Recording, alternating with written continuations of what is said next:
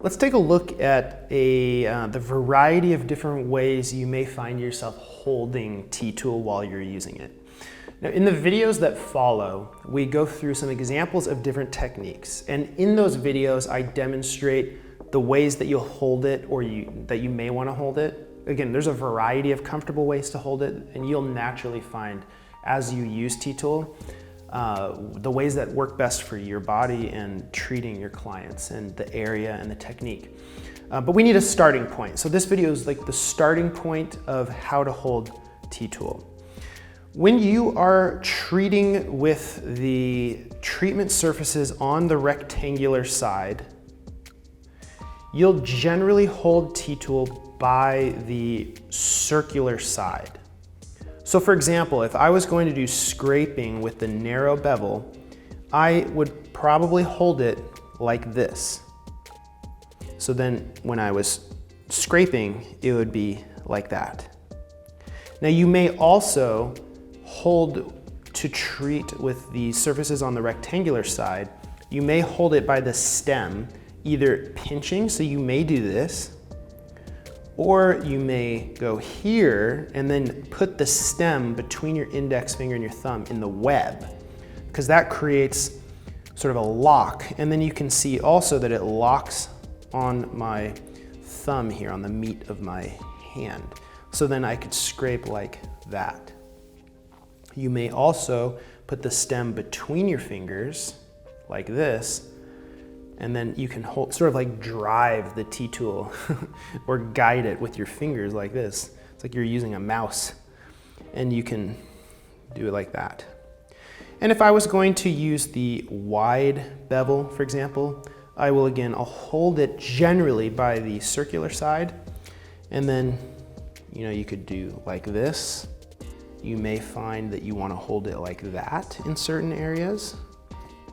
You may even find that you want to do it like this. Again, it'll depend based on you, your hands, your client, your patient, and the treatment style that you're doing.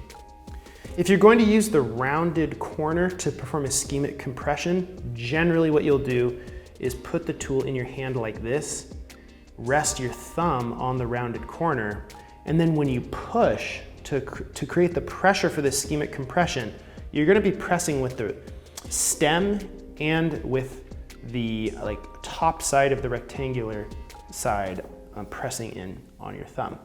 So then you could, for example, take this and then you would press it in. But again, we'll look at examples of that more closely in the technique demonstration videos that follow this video. Now, if I'm going to treat with the treatment surfaces on the circular side, I will generally hold Ttool by the rectangular side as the handle. So you'll see a common theme is that the side that you're not using is essentially the handle when you're treating with the opposing side. So if I was going to treat with the dome, then I might hold it like this, and I could treat this way. Or if I was going to treat with the rim, you could hold it like this. If I'm going to treat with the strip, I might press like that. And you'll find like a variety of ways to hold it. And that's one of the beautiful things about Ttool. And generally, when we think about posture and we think about movement in general, it's never about one specific position. It's about having a variety of positions so you can change frequently how you're stressing your body. That's true for not only your patients and your clients, but it's true for you also, because if you're treating people for hours a day, that is a lot of physical stress.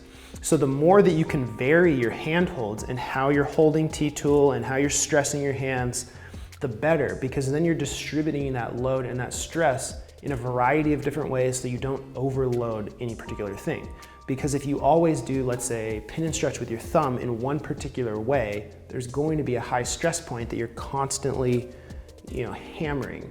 And so that's one of the real benefits of using Ttool is that you can hold it in so many ways. You can create tension in so many ways that you're never going to treat all day the same way, all day holding it the same way.